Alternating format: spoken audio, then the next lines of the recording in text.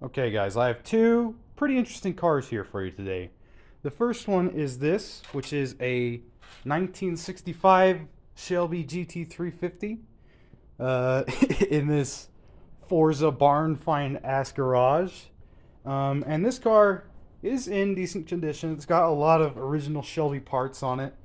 The main problem with it is to do a fuel injection. It has kind of a wonky bootleg carburetor. So getting a proper Holley carburetor or going direct injection will fix a lot. But this car, it was owned by my grandfather for a long time. Uh, the garage is kind of tight. It's hard to get this car in frame. It's a huge car, and I can't really zoom out anymore. But here's the engine here. I don't actually know what this is. I don't know what block this is. It looks like it could be a Shelby block. Definitely has Shelby valve covers, but I don't actually know too much about this car in terms of modifications or how it was before it started having these carburation problem or fuel injection problems. But it's got some really nice. I'm not entirely sure what those are. Well, I mean, they say Shelby on them. They kind of look like Kragers or torque thrusts or something. They look quite cool. The car should be unlocked, which means we can go inside.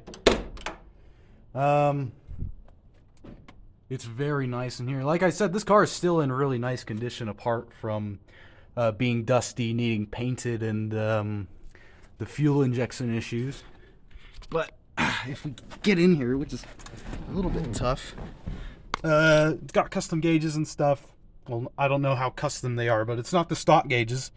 They have the kind of horizontal under to 100 or 0 to 120 dash. This has got kind of a more racing style gash. It's got this move shifter. It's got a signed by Carroll Shelby glove box. That's what they're called. Sorry, I'm having a little bit of a brain fart in here. This like I said, it's my grandfather's car. It's got half cage and racing harnesses. I think it's a 4-point, if I remember right.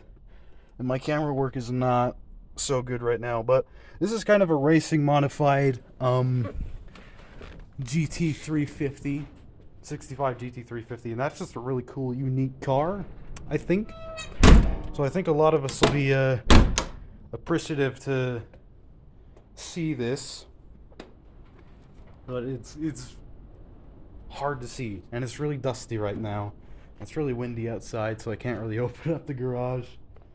But here's how I got in here, and now I'm gonna have to try and get out. I'll maneuver this and show you the next car. The second car is this, a Jaguar XJ12. This is the V12 version, I believe. Last time I checked, this car was unlocked. It is. So we can get in here and talk about it a little bit without being in the wind.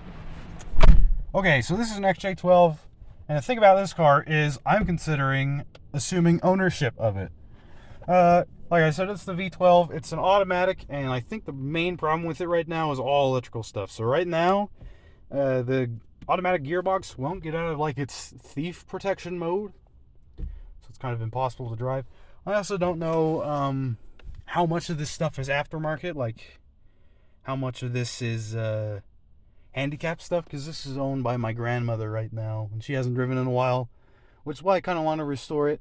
The interior, again, these cars aren't in bad nick. I mean, the outside, they're definitely weathered, but the inside of this car is in really good nick. It's a cool color, beige. I don't really fit. I'd have to move the seat around. But, I mean, it's pretty cozy in here. It smells kind of gross. But, I mean, the doors open. I got really scared there. For a second there, I thought that the door didn't open. I mean, we can try and open up the hood. It looks like that did actually do something. Ugh. Don't want to get stuck in there.